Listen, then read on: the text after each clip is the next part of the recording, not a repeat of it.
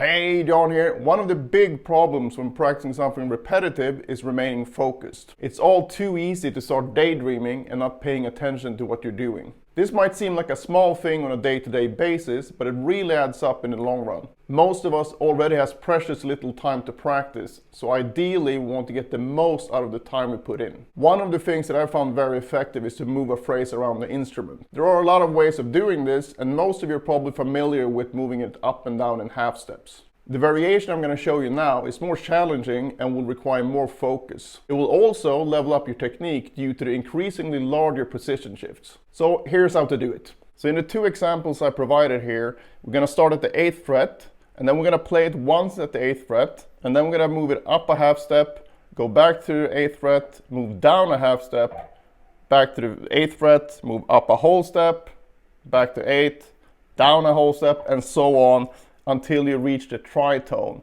And the tritone is basically the halfway mark of the octave. So from this note, the tritone would be down here and up here. So you're basically working yourself up in half steps until you get to the tritone above, and then working yourself down in half steps until you get to the tritone below. So at that point, you've covered all 12 keys, but you're also gotten used to increasingly larger position shifts. Since you're always changing things up, you have to be focused to get through it without mistakes. Your overall tempo will need to be slower as well, which is a great thing for your technique. You want to minimize the position shift sounds. It's tricky the further out you get from the starting point, but if you focus on quick shifts, it's doable in most cases.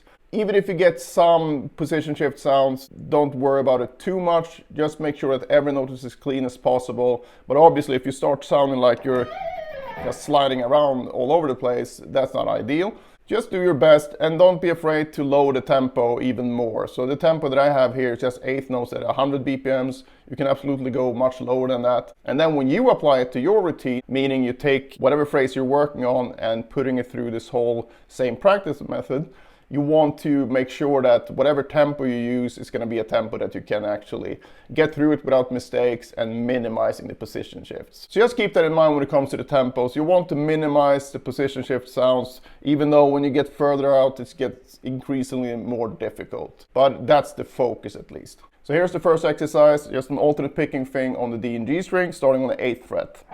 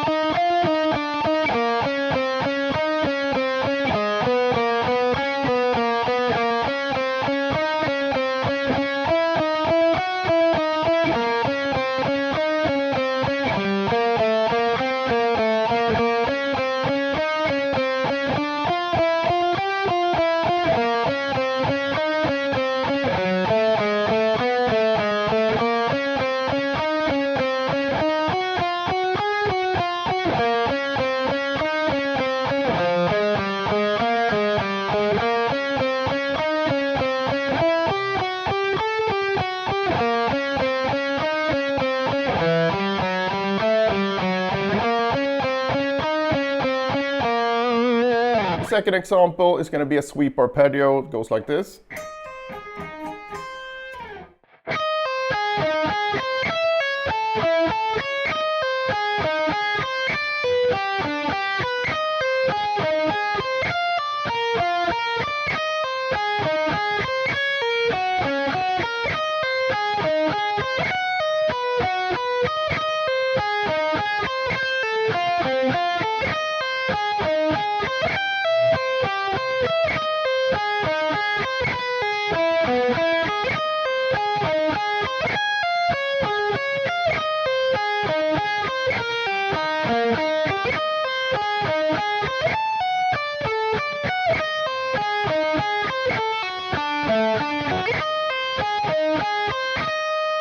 Another thing you can apply to this to make it even a bit more challenging and more effective in the long run is to focus on what keys you're changing to.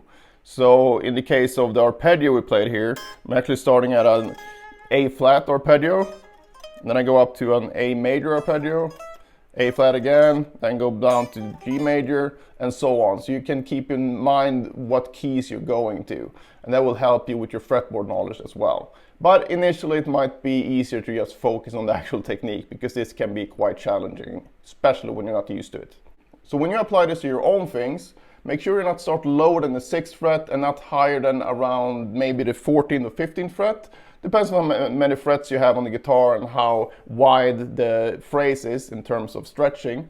Simply put, you just want to make sure you can go up and down a tritone. So you might want to check that out before you're starting an exercise, because it's quite annoying if you find out that you run out of frets either here or here. Alright, now it's your turn. The first thing you should do is to try it with these 2 examples.